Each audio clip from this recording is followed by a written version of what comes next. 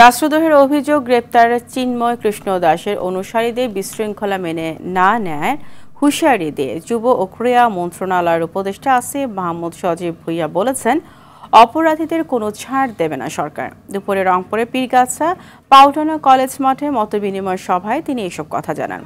তিনি বলেন, দেশের স্বাধীনতা ও সার্বভৌমত্বের উপর আঘাতের পাশাপাশি রাষ্ট্রের অবমাননা অথবা রাষ্ট্রদ্রোহের ঘটনায় সরকার কঠোর ব্যবস্থা নেবে। একটি গ্রেফতারকে কেন্দ্র করে অস্থিতিশীল পরিস্থিতি তৈরির চেষ্টা চলছে বলে অভিযোগ করেন তিনি।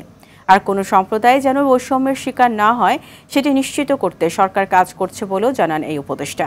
পরে স্থানীয়দের মাঝে শীত বস্ত্র বিতরণ করেন তিনি।